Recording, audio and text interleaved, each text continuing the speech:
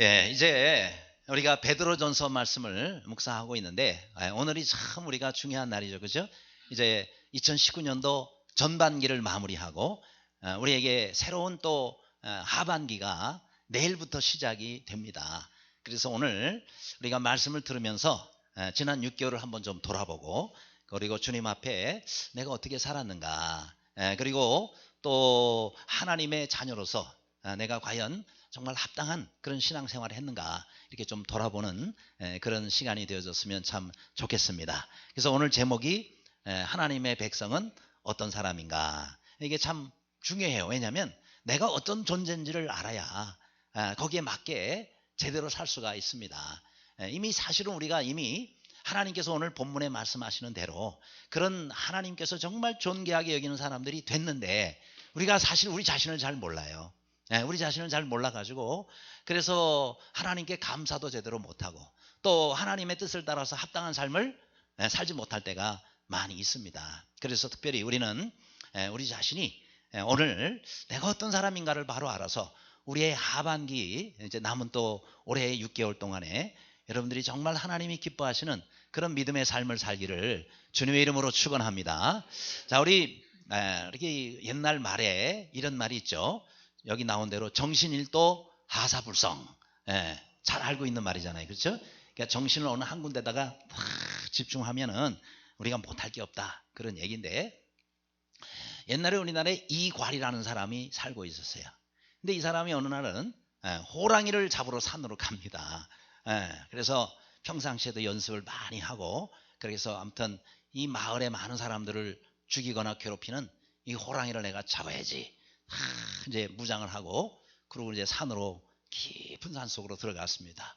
그런데 시간이 많이 지나가지고 이제 해가 떨어지면서 어둑어둑 이렇게 되는 때인데, 저쪽에서 보니까 말이죠, 호랑이가 딱 버티고 있는 거예요. 너무 놀래가지고 그래도 정신을 바짝 차리고 내가 빨리 저 호랑이를 잡아야지. 그리고는 화살을 내려서 퓨 하고 쐈어요.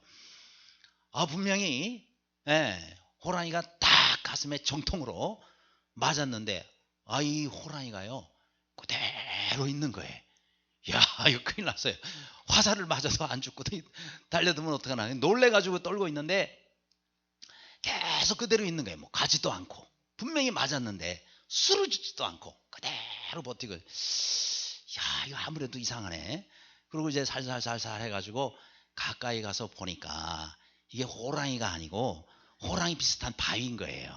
잘못 착각을 한 거죠. 그죠? 너무 호랑이만 생각하니까 이게 뭐 바위도 이렇게 어두울 때니까요, 좀 이게 정말 잘 구별이 안 됐든지, 그래서 바위를 호랑이인 줄 알고 화살을 거기다가 쐈으니 말이죠. 근데 놀랄 사실은요, 자기가 화살을 쏜 게 그 바위에 꽂혀 있더래요. 얼마나 아무튼 집중을 하고 그리고 강하게 쐈는지 그 바위를 뚫고 이게 바위가 화살이 꽂혀 있더라는 거예요. 그러면서 정신일도 화사불성 그랬다는 거예요. 그러니까 여러분, 우리가 정말 이렇게 어떤 일에 집중하면 그런 일도 일어날 수 있다라는 얘기인데, 특히 우리 신앙생활에 참 중요합니다. 내가 어떻게 생각하느냐 참 중요해요. 그죠? 내가 안 된다고 생각하면 될 것도 안 되는 거고요, 안 될 일도 된다고 생각하면 얼마든지 이룰 수가 있는 거예요. 세상에서도 그래요. 더군다나 우리 그리스도인들은 누가 함께해요? 하나님이 함께 하시잖아요. 그렇죠? 그러니까 사람이 할 수 없는 일을 하나님은 하실 수 있으시다. 아멘. 그렇기 때문에 우리가 정말 우리 하나님을 의지하고 하나님께 집중하고 믿음을 가지고 우리가 하면 정말 안 돼, 그런 것도 능히 할 수 있다라는 사실입니다. 그래서 우리가 내가 어떤 사람인가를 우리가 알 때 생각부터 달라질 수가 있는 것입니다. 그래서 잠언 23장을 한번 보면은 대저 그 마음의 생각이었다면 그 윈도 그러하다 그랬어요. 그렇죠? 그러니까 내 생각이 왜 중요하냐? 내 생각대로 내가 만들어진다는 거죠. 그렇죠?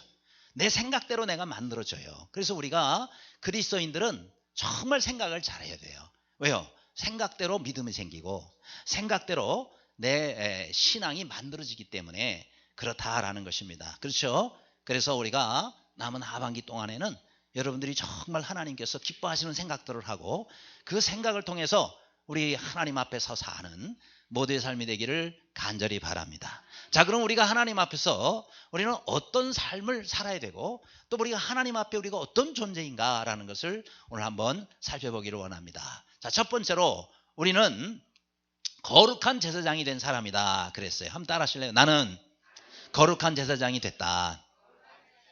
네, 우리는 거룩한 제사장이에요. 또 2장 9절에도 말씀합니다마는 너희는 왕 같은 제사장들이요 거룩한 나라에 그랬단 말이죠. 그렇죠? 그래서 우리가 하나님 앞에 왕 같은 제사장이며 동시에 거룩한 제사장이에요. 그러면 한 가지 질문을 드리면 여러분 제사장이 주로 하는 일은 뭘까요? 다른 게 아니라 제사 지내는 일이에요. 그렇죠? 제사장이라 그러면은요 제사 지내는 일이 이 제사장의 주 업무입니다. 오늘날로 말하자 그러면은 예배하는 일이겠죠. 그렇죠? 그러니까 여러분이 왕 같은 제사장들이다, 거룩한 제사장이다라는 얘기는 여러분이 하나님 앞에 주로 뭘 해야 되느냐면 예배를 잘 드려야 되는 거예요. 그렇죠? 더군다나 예배도 손님이 아니라 여러분이 주관하시는 예배가 돼야 된다. 그러니까 예배에 여러분이 지금 현재 앉아 계시지만 예배의 주제자는 바로 여러분들이에요. 사실은 목회자도 예배자로서 오늘 이 앞에 서 있는 겁니다. 그렇죠? 그러니까 여러분들도 이 시간에 예배를 드릴 때는 뭐 남들이 예배 드리는 걸 구경으로 온 게 아니잖아요. 그렇죠? 여러분 스스로가 하나님 앞에 내 자신의 예배를 드려야 되는 거예요. 그렇죠? 그런데 우리가 내 자신의 예배를 온전히 드리지 못하고 여기 나와 있는 이 사람들처럼 구경꾼으로 오늘도 저 지루한 설교 저거 언제 끝나 이거 이런 마음으로 앉아있다 그러면 하나님이 예배를 받으시겠냐 이 말이죠. 그렇죠? 여러분 이 땅에 예배 드리는 사람이 많지만 다 똑같은 예배가 아닌 거예요. 하나님이 기뻐 받으시는 예배가 있는다면 하나님이 거절하시고 받지 않으시는 예배가 있는 겁니다. 그렇죠? 따라서 우리가 주님 앞에 예배하러 왔다면 정말 우리 하나님께서 받으시는 예배를 드리시기를 바랍니다. 하나님이 기뻐하시는 예배를 드리시기를 바랍니다. 그래서 나는 더 이상 이제 구경꾼으로서가 아니란 말이죠. 여기에 나와 있는 것처럼 정말 간절한 마음으로 하나님 앞에 집중하고 어떤 때는 정말 손도 들고 그리고 간절한 마음으로 하나님 앞에 예배할 때에 여러분 우리가 하나님이 받으시는 예배가 되는 것이고 그래야 우리가 하나님 앞에 제사장으로서의 사명을 감당하는 것이다. 그래서 여러분 제사를 잘 지내려면 예배를 잘 지내면 어떻게 해요? 제사장이 그냥 와서 예배 드려요? 그냥 와서 제사 지내는 게 아니란 말이에요. 그렇죠? 시간이 정해졌으면 훨씬 전부터 와서 잘 준비해서 다른 사람들이 제사를 지내러 왔을 때에 그 모든 제사를 집례하고 주관해야 되잖아요. 그러면 준비도 잘 해야 되고 그리고 또 일찍부터 와서 해야 되는 거예요. 여러분 마찬가지 하나님 앞에 여러분이 제사장으로서 예배를 드리려면은 여러분이 집에서부터 준비하시는 거예요. 그렇죠? 옷도 준비하고 몸과 마음도 준비하고 어제부터 준비하고 그렇게 해서 오늘 우리가 하나님 앞에 딱 와서 예배 드릴 때에 하나님께서 아무개야 너 내가 지금까지 기다렸다. 오늘 내가 드리는 예배 내가 정말 기쁘게 연락하마. 그래서 하나님이 정말 우리의 예배를 흠양하시고 기쁘게 받으시는 그런 예배가 되려면 우리 한 사람 한 사람이 제사장으로서 나의 온전한 예배 그런 예배를 하나님 앞에 드려야 됩니다. 아무쪼록 우리 하나님이 기뻐하시는 예배를 제사장으로서 매주일 주님 앞에 드리는 모두가 되시기를 간절히 바랍니다. 두 번째로 또 우리는 어떤 사람인가? 선택받은 사람이다 그랬습니다. 9절에 말씀합니다. 그러나 너희는 택하신 족속이요 그랬단 말이에요. 자, 이 택하신 족속이 됐다라는 얘기는 뭐예요? 하나님께서 특별히 하나님의 백성으로 더군다나 오늘날 우리가 하나님의 자녀로 우리를 선택해 주셨다라는 사실입니다. 그러니 얼마나 감사해요. 왜요? 하나님께서 이 땅의 많은 사람들 가운데 나를 특별히 택해 주셨다는 게 얼마나 감사해요. 그렇죠? 이 땅의 모든 사람이 다 하나님 믿냐고요? 이 땅의 모든 사람들이 다 영생을 얻었냐고? 아니에요. 구원을 받은 사람이 많아요? 못 받은 사람이 많아요? 못 받은 사람이 훨씬 많아요. 천국 갈 사람이 많아요? 안 갈 사람이 많아요? 못 갈 사람이 훨씬 많아요. 그러니 정말 많은 사람들 가운데 소수의 사람들이 선택받아서 하나님의 자녀가 되고 구원을 받으니 이게 얼마나 감사하냔 말이죠. 그렇죠? 그러니까 최고의 선택은 뭐냐? 여러분 이 땅에서 최고의 선택은 뭐냐? 하나님의 자녀로 선택받는 일이다 이 말이에요. 그렇죠? 감사하시길 바랍니다. 우리 옆 사람 축복하며 인사하겠습니다. 하나님 자녀 되신 것을 축하합니다. 그래요. 사실은 우리가 생각을 해보세요. 내가 정말 어떤 직장에 들어가길 원한다. 근데 그 직장에 시험을 보고 면접을 보고 정말 들어가고 싶었는데 합격 통지서를 받았어요. 얼마나 기뻐요? 별로들 안 기뻐하시는 것 같아. 직장 생활을 하는 사람은요, 자기가 정말 원하는 직장에 들어가면요, 막 합격을 했다 그러면 펄쩍펄쩍 뛰면서 친구들한테 자랑하고, 야, 나 어느 회사에 합격했어.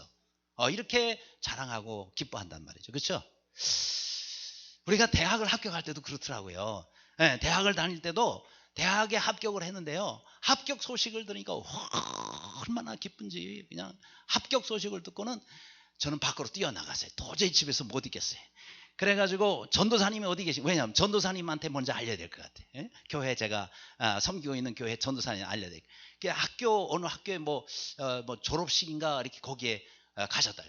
그래서 그 학교까지 쫓아가가지고 전도사님 저 대학 합격했어요. 그랬더니 전도사님이 시큰둥. 물론 그 전도사님에게는 중요한 일이 아니죠. 왜요? 그 뭐 많은 대학 가운데 하나 들어갔는데 뭐 그거 가지고 저 난리. 아마 이렇게 생각하셨는지 모르겠어요. 근데 그 전도사님은 표현하는 게 좀 이렇게 약해요. 어떤 사람은 별거 아닌 것도 막 오버하는 게 있죠. 그죠? 그랬냐 그러면서 그냥 나보다 더 날린 사람이 있는데 근데 그 전도사님 완전 반대예요. 그러냐고. 그러면서 그냥 시큰둥해. 뭐야 이거 나는 좋아가지고 여기까지 뛰쳐왔는데. 그렇죠? 그러니까 여러분 우리가 그 대학 하나를 합격해도요 이렇게 좋아가지고 펄쩍펄쩍 별로 실감들이 없으신 것 같아요. 여러분 저 다 이제 결혼하신 분들이 많은데 우리가 참 정말 이렇게 내가 결혼하고 싶고 사랑하는 그런 사람이 생기면 이제 프로포즈도 하고 그 다음에 저와 함께 결혼해 주십시오 그렇게 하지 않습니까?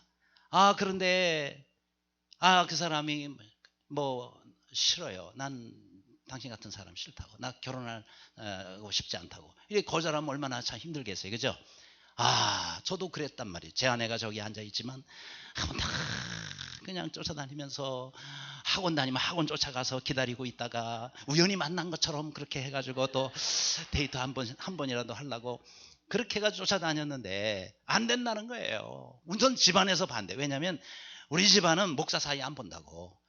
장로님 권사님인데도 그러시더라고요. 안 된다고. 그러니 또 안 되죠. 그 다음에 제 아내도 또 저한테 마음이 없는 거죠. 그러다가 그냥 기도하고 금식하고 철야하고 막 그러고 쫓아가. 근데 하나님이 역사를 하셨어요. 제가 섬기는 교회의 목사님의 마음을 감동. 어느 날 신방 가시다가 저 박전도사 아직도 그 자매를 마음에 두고 있나? 그랬더니 그러고는 말았어요. 그랬더니 그 목사님 쫓아가셨어요. 그 목사님 저한테 얘기도 안 하고 쫓아가셔서 그 장모님 될 분을 먼저 만나가지고 우리 박 전도사로 말씀드릴 것 같으면 여차 해가지고 아무튼 제 자랑을 얼마나 늘어났는지. 그 얘기를 듣고 우리 장모님이 완전히 바뀌셨어요. 저를 만나자고 그러더라고요. 그러더니 그 다음부터 일사천리로 제 아내도 기도원에 가서 기도하고 응답받고 뭐 해가지고 그렇게 해서 오케이 딱 떨어지는 그 순간 이야 얼마나 기쁜지. 그냥 저는요 그 집으로 돌아오면서 전철 갈아탈 때 이 뭐 지상을 뛰어다니면서 펄쩍펄쩍 뛰어다니면서 그랬어요. 그러니 제 아내한테 제가 잘해야 되겠어요? 못해야 되겠어요? 잘해야 되죠. 제가 제 아내한테 잘해준다고 안 입고 온 사람 있으면 한번 손 들어봐서 못 봐주겠다 그러나 아니죠. 그죠? 여러분 우리가 이렇게 정말 내가 원하는 사람에게 내가 받아들여졌을 때 이렇게 기쁘단 말이죠. 그렇죠? 그러니까 우리가 하나님에 의해서 내가 하나님의 자도로 받아주는 건 이보다 훨씬 더 가치 있는 일이고 훨씬 더 귀한 일이라면. 그러니 여러분 우리가 여기 있는 사람 기뻐하는 것 이상으로 우리가 주님 앞에 정말 감사해. 왜? 지금 몰라서 그렇죠. 하나님 나라 가서 뒤돌아보면 내가 정말 예수 믿은 게 정말 기가 막힌 하나님의 은혜구나 이런 걸 알게 될 겁니다. 그런데 반대로 이런 경우 있죠. 이웃에 의해서 받아들여지지 않을 때 있죠. 그렇죠?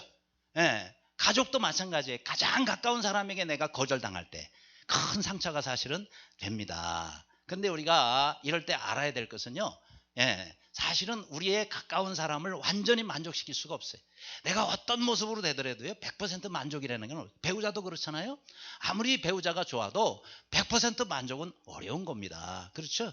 또 부모님도 마찬가지예요. 부모님 입장에서 볼 때 자녀가 항상 부족하거든요. 그러니까 자녀들은 부모님 입장에서 봐도 그렇고 100% 만족이라는 건 어려운 겁니다. 그러니까 우리가 어제도 이제 전도했지만 전도지 나눠주는데 10명 나눠주면은 한 서너 명 정도는 안 받아요. 아, 괜찮다고.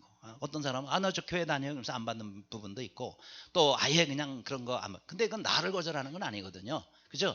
내가 주는 게 싫다. 그게 난 원치 않는다. 그런 뜻이지 나 자체를 거부하는 건 아닙니다.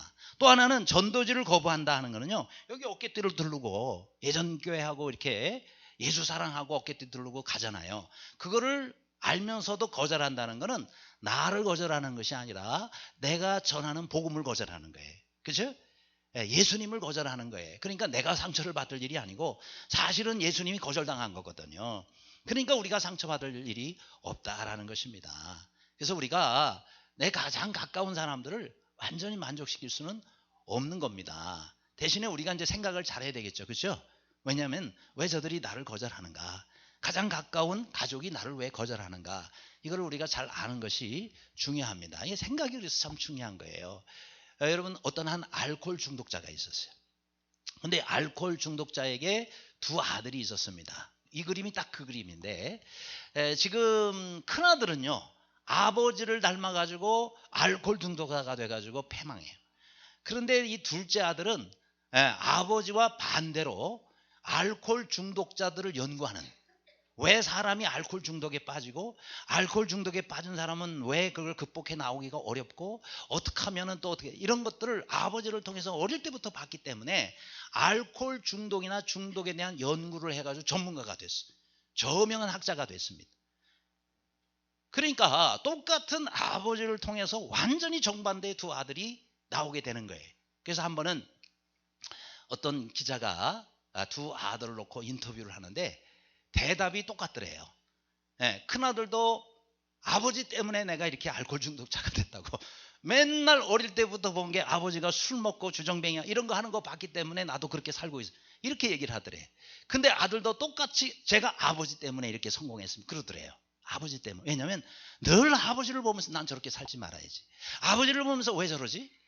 왜 저렇게밖에 안 되지? 그걸 연구하다가 내가 박사가 되고 이 분야의 전문가가 돼서 많은 사람들을 알코올 중독으로부터 이끌어내는 그런 사람이 되었다라고 얘기를 합니다. 그러니까 여러분, 우리가 똑같은 환경이라도요, 내 생각이 어떻게 바뀌느냐에 따라서 전혀 다른 결과가 나올 수가 있다는 사실을 알고, 여러분, 이웃들이 나를 거절해도 거기에 우리가 상처를 받지, 그것 때문에 나 안 해 그러지 말고, 그럼에도 불구하고 우리가 또 그들에게 다가갈 수 있어야 되겠다라는 거예요. 또 하나는 우리가 바로 나를 받아주지 않는 것 때문에 우리가 불행해질 필요는 없는 거예요. 그렇죠? 왜요? 그들이 우리를 마음대로 행복하고 불행하게 만들 권한이 없습니다.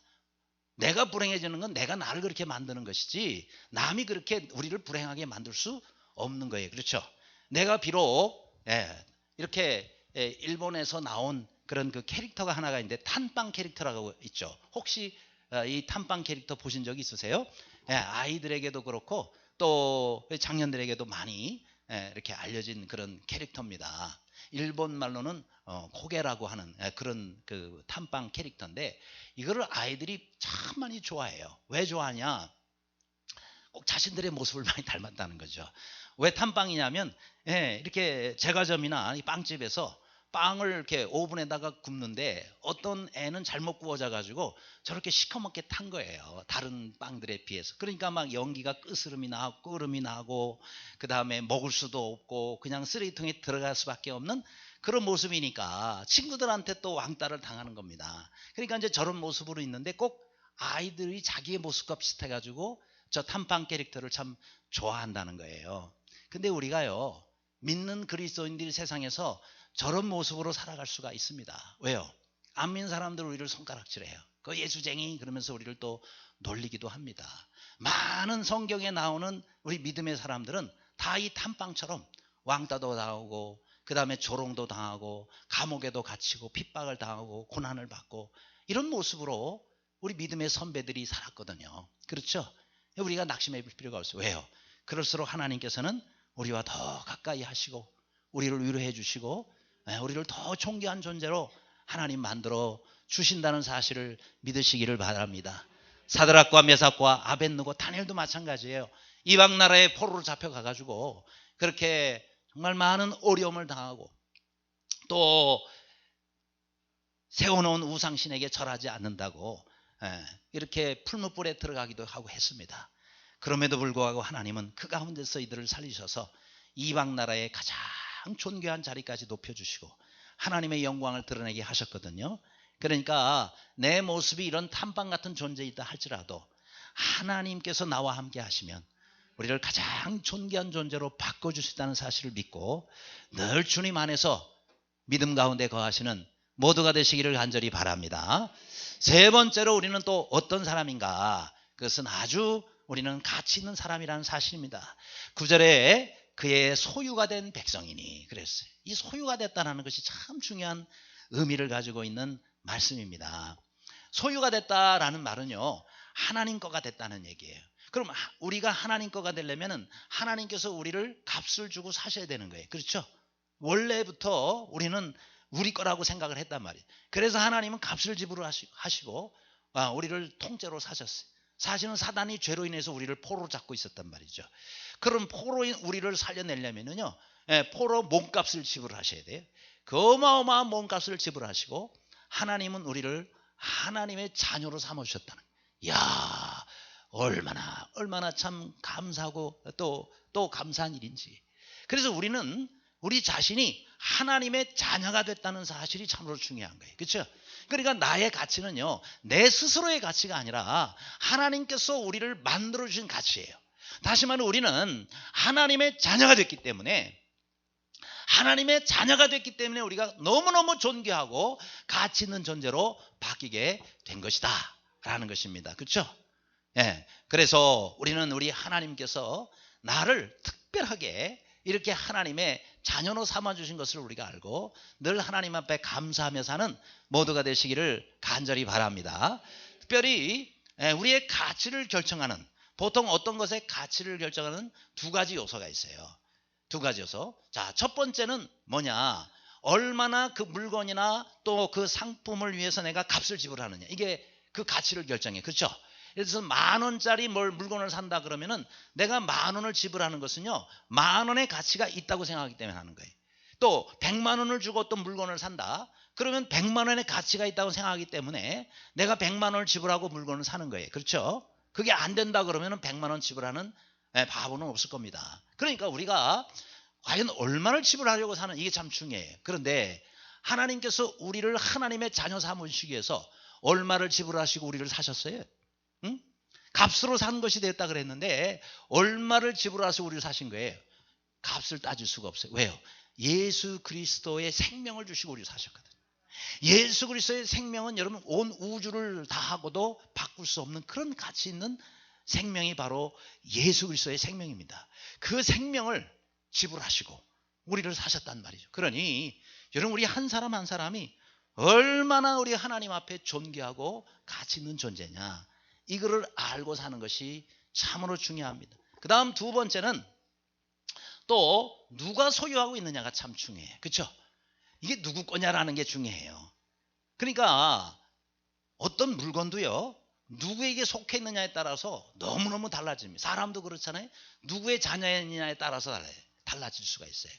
그러니까 우리가 하나님 앞에서 내가 어떤 것의 소유가 됐느냐, 그게 참 중요한 거예요. 자, 한번 예를 들어보겠습니다. 일반인들이 가지고 있는 이 신발 하나는요, 예를 들어서 운동화 예를 들을게요. 일반인들이 신는 운동화 하나는요, 그 뭐 10,000원이면 사고 몇만 원이면 사고 비싸면은 뭐 10몇만 원이면 사고 그럴 수 있어요. 그런데 이 신발이 예를 들어서 농구 황제 마이클 조던이 신던 신발, 이건 얘기가 달라집니다. 그렇죠? 저 오른쪽에 있는 새까만 사람이 마이클 조던이라는 건 아시죠? 예. 뭐 잘 몰라도 관계없어요. 그래 그 중요한 건 아니니까. 그러나 저 사람이 마이클 조던입니다. 근데 이 마이클 조던이 신던 신발이 그 앞에 운동화가 놓여 있는데, 저게 어떤 신발이냐면 마이클 조던이 옛날에 선수로 뛸 때에 어떤 행사에서 한 아이에게 이거를 사인해서 준 신발이에요. 자기가 신던 신발을. 그런데 나중에 이게 경매 시장에 나왔는데 저게 얼마냐면 2억 1천만 원에 팔렸대요. 예? 운동화 하나, 그것도 그냥 냄새나는 그 땀에 쪄들은 운동화 하나가 2억 1천만 원에, 지금은 더 비싸겠죠. 그죠? 저게 또 오래된 얘기니. 그러니까 여러분, 우리가 정말 누가 가지고 있던 거냐, 예를 들어서 아주 유명한 그런 연예인이 가지고 있던 어떤 물건, 그러면은요, 그 사람이 차고 다니는 시계, 이런 거는 부르는 게 값이에요. 그런 것처럼 이렇게 그 가치가 누구에 의해서 가지고 있었던 거냐, 이게 달라지는 거예요. 마찬가지로 여러분, 우리가 하나님의 더군다나 자녀란 말이죠. 그렇죠? 아니, 마이클 조던의 저 신발하고 마이클 조던에게 아들이 있다면 그 아들하고 값이 비교가 되겠어요? 그렇죠? 저 신발도 대단한데 마이클 조던의 아들이라 그러면은 그거는 또 달라져. 아버지의 재산을 다 물려받을 사람이라면. 마찬가지로 여러분, 우리가 하나님의 자녀가 됐다, 마이클 조던하고 하나님은 비교가 돼요. 그렇죠? 그 하나님의 우리가 자녀가 됐어요. 할렐루야. 그건요, 값을 따질 수가 없는 거예요. 그래서 우리는 우리 자체로도 그렇지만 우리가 앞으로 천국에 가면 하나님 나라를 그래서 유업으로 받는, 종은 유업으로 못 받아요. 유산을 못 받아요. 종은 유산 못 받아요. 그런데 우리는 자녀이기 때문에 천국을 유산으로 받는다. 그러니 이거는 값을 따질 수가 없는 거예요. 그러니 우리가 하나님의 소유가 됐고 하나님의 자녀가 됐다는 일이 얼마나 정말 감사한 일이고 이것이 가치 있는 일인지 여러분, 우리가 정말 잘 알아야 돼요. 그래서 그 다음 고린도 전서 7장 말씀에 보면 너희는 값으로 산 것이 되었으니 사람들의 종이 되지 마. 하나님의 자녀가 된 사람들이 어찌 우리가 사람들에게 종로로 살려고 하느냐. 그렇죠? 그렇다고 뭐 직장 다니지 마라, 그 말이 아니에요. 우리가 종로로 타며 내 모든 것을 걸고 사람들을 따라다니고 내 인생을 거기다가 다 들이지 말아라 라는 얘기입니다. 그렇죠? 그런데 세상 사람들은 예수님을 알아봐요, 못 알아봐요? 못 알아봐요. 우리들이 얼마나 존귀하고 가치 있는 존재인지 몰라봅니다. 왜요? 예수님도 그렇게 버렸어요. 베드로전서 2장 4절 말씀에 보면은 사람에게는 버림바가 되었으나, 누가? 예수님이 사람들에게 왔는데요, 메시아인 줄 몰라보고 예수님을 버렸어요. 십자가에 못 박아 버렸어요. 그렇죠? 그런 건축자들의 버린 돌 같았던 예수님이 모퉁이에 뭐가 됐어요? 머릿돌이 됐다. 가장 존귀한 존재가 되게 된, 모르니 버릴 수밖에 없죠. 그렇죠? 우리도 마찬가지예요. 우리도 세상 가운데 얼마든지 버림바가 될 수가 있어요. 근데 우리가 알아야 될 것은 우리가 예수님을 그렇게 취급해서는 안 된다. 오늘날도 얼마든지 그럴 수, 오늘날도 많은 사람들이 예수님을 거부하잖아요. 예수님은 버리는 거예요. 필요 없어 예수님, 교회가 뭔 필요 있어, 이렇게 한단 말이에요. 왜요? 버리고 있는 거예요. 내 삶 가운데 예수님을 버리고 있는 거예요. 지금 예수님은 수없이 많은 사람들에 의해서, 심지어 그리스도인들에게서도 예수님은 종종 무시를 당하거나 버림을 당할 때가 있습니다. 그래서 여러분, 저 영국에 가면 성 바오로 대성당이 있는데요, 그 성당을 배경으로 해서 어떤 화가가 바로 겟지라는 그런 그 화가가 그림을 그렸어요. 이게 무슨 그림이냐면은 이제 대성당의 입구 쪽에 예수님이 이 성전을 들어가려고 하시는데 거기에 한 대학생이 있는데 신문을 보고 있는 아무 관심이 없어요. 예수님이 뭐 성전을 들어가든 뭐든 몰라보는 거죠. 그렇죠? 관심이 없어요. 이 성전의 주인이 들어가시는데 성전 입구에서 신문 보는 청년, 관심이 없죠. 그 다음에 또 택시를 잡으려고 타는 어떤 남녀, 전혀 예수님 관심이 없어요. 또 거기서 모여가지고 토론하는 신부들이 있어요. 성당이니까 신부들이 있겠죠. 모여서 토론하는데 예수님에게 별 관심이 없어요. 또 거기에 어느 한 간호원이 이렇게 곁눈질로 살짝 이렇게 예수님이 올라가는 모습을 보는, 그게 이제 전부. 근데 그걸 그림으로 만들었어요. 그림으로 만들었는데 그게 뭘 의미하느냐? 오늘날 많은 신앙생활을 하고 있는 사람들조차도 예수님에게 별로 관심을 두고 있지 않게 생활을 할 수 있다는 거예요. 그렇죠? 우리가 신앙생활 하면서 예수 그리스도를 내 심령에, 내 삶의 중심에 모시고 주인으로 섬겨야 되는데 예수님에 대해서 그냥 교회는 다니는데 별 예수님에게 관심이 없어요. 그냥 그 교회 건물에나 관심이 있고, 그 교회 가서 오늘은 무슨 재밌는 얘기나 들을까, 이런 일에 관심이 있을지는 몰라도 주님을 위해서 우리가 교회에서 사역을 할 수도 있고요, 예배를 드릴 수도 있고, 또 얼마든지 많은 일들을 할 수 있지만 예수 그리스도가 중심이 돼야 돼요.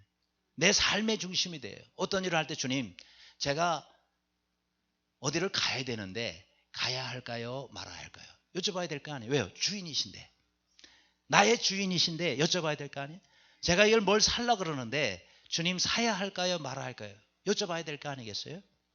어떤 일을 하려고 하는데 주님 제가 이거 해야 할까요? 말아야 할까요? 여쭤봐야 될 거 아니겠어요? 안 여쭤봐요. 자기 마음대로 해요. 그러면서 우리가 예수님을 주여라고 부르고 있다면 내 스스로 모순된 삶을 살고 있는 거예요. 예수님이 정말 나의 주인이시라면 예수님께 여러분이 작은 거 하나라도 다 여쭤보고 그리고 예수님께서 해라 그러면 하는 거고 안 했으면 좋겠어 하지 말아야 되는 거예요. 그게 예수님을 주여라고 부르는 사람들의 삶의 자세인 겁니다. 그렇죠? 그 그림의 제목이 뭐예요? 버림받은 예수예요. 버림받은 예수. 오늘날 믿는 이들에게까지 그렇게 예수님이 버림받고 있다면 우리가 정말 예수님을 잘못 믿고 있는 거죠. 그렇죠? 그러므로 여러분 우리가 예수님을 믿되 주인으로 제대로 우리가 믿어야 되겠다. 또 하나는요.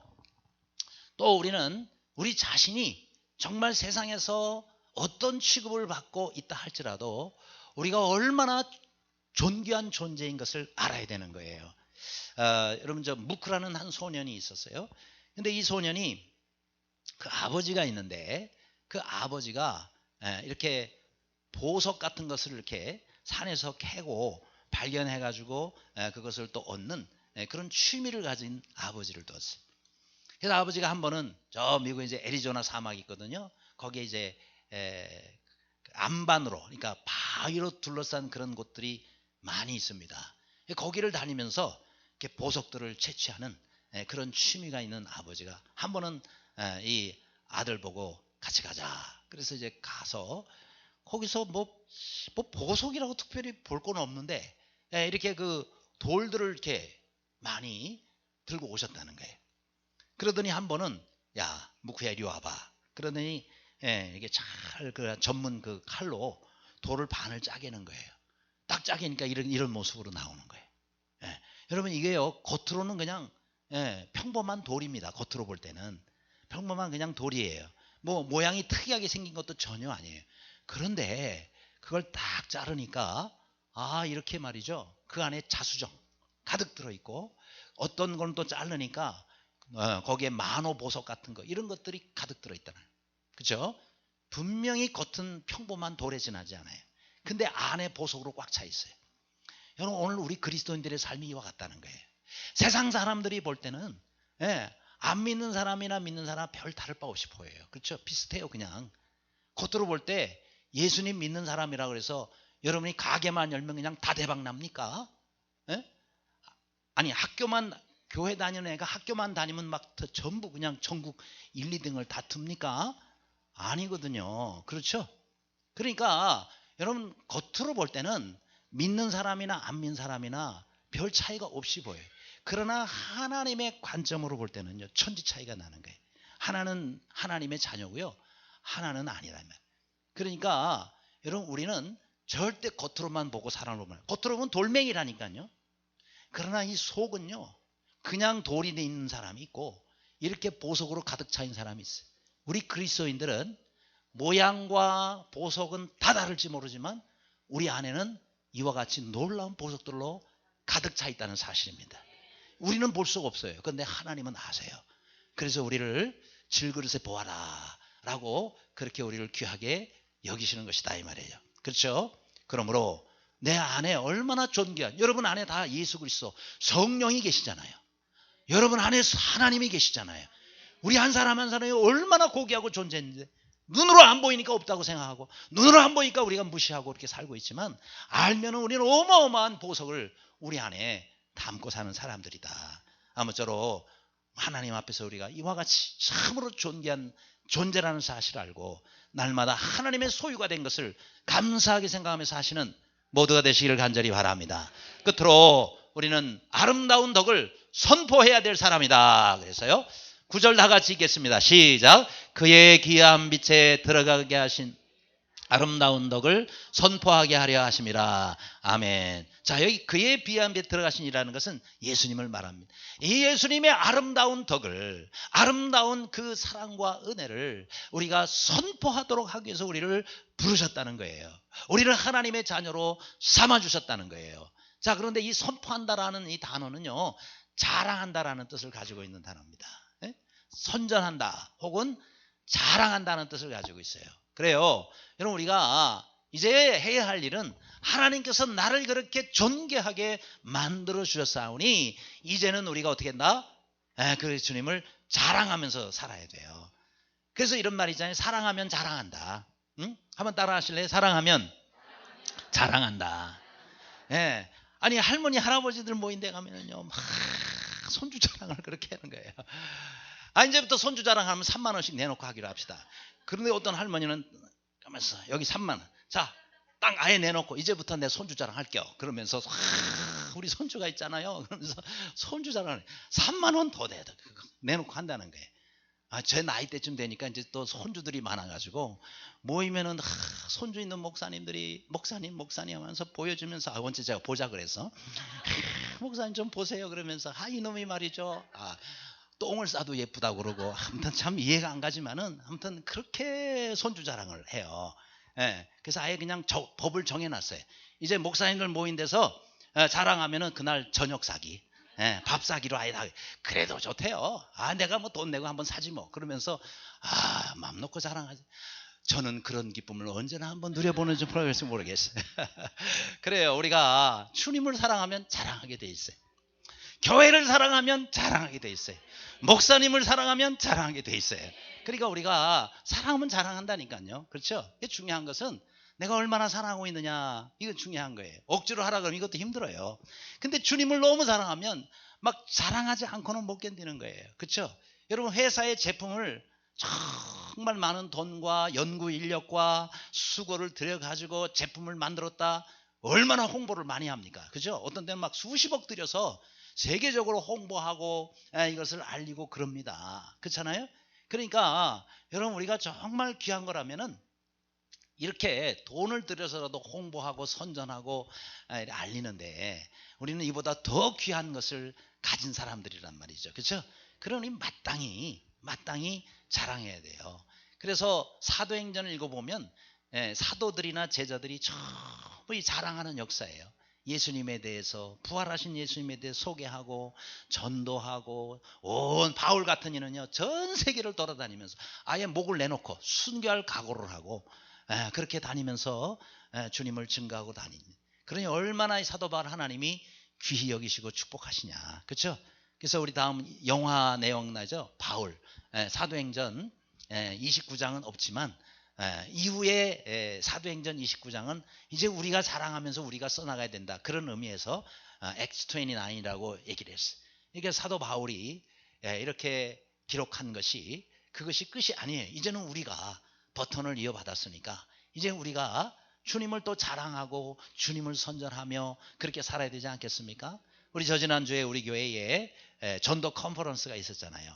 그때 두 번째로 그때 말씀 전하셨던 분이 바로 최명자 목사님이세요. 이분은 평신도로 부르심을 받아가지고 전도왕이 됐어요. 이분이 예수님 믿자마자 바로 전도를 하기 시작해가지고요. 그렇게 해서 이분이 정말 1년에 400명씩을 교회에 등록을 시켰대요. 전도를 해서. 그것도 무려 17년 동안이나. 그래서 전도왕이 되잖아요. 근데 이분 강의를 들어보니까 딱 하나예요. 전도하는 방법은 무조건 자랑하라 이거예요. 무조건 자랑하라. 너무너무 우리 목사님 좋아요. 너무너무 우리 교회 좋아요. 예수님 믿으니까 너무너무 좋아요. 그러니까 사람들이 정말 그렇게 좋으냐고. 사람들 모인 데만 그냥 자랑하네. 정말 그렇게 정말 너무너무 좋다고. 예수님 믿은 지 얼마 안 된 사람이 그렇게 좋다 그러니까. 예를 들어서 목사님이 좋다 그래. 목사님이니까 괜히 저러지. 그렇지만은 처음 교회 간 지 얼마 안 돼서 세상에 우리 교회 너무너무 좋다 그러면은요. 정말 그렇게 좋으냐 한번 가보자고. 그래서 전도가 된다 이 말이에요. 그러니까 우리가 전도를 왜 못하나 그러니까 자랑을 안 하는 거예요. 자랑을 안 하니, 내가 써보고 자랑을 안 하니 누가 그걸 좋다고 사겠냐 이 말이에요. 근데 한번 써본 사람이 세상에 내가 써보니까 이렇게 좋다고, 내가 한번 먹어보니까 내가 이렇게 달라. 그래요. 그럼 나도 좀 어떻게 구하면 좋겠어요. 그렇게 해야 되는 거예요. 그러니까 예수님을 이런 마음을 가지고 자랑해서 아무쪼록 우리가 주님 앞에 설 때에 잘했다 칭찬받고 또 이 땅 가운데서 예수 그리스도의 아름다운 덕을 선전하며 자랑하며 사는 모두가 되시기를 간절히 바랍니다. 기도하겠습니다.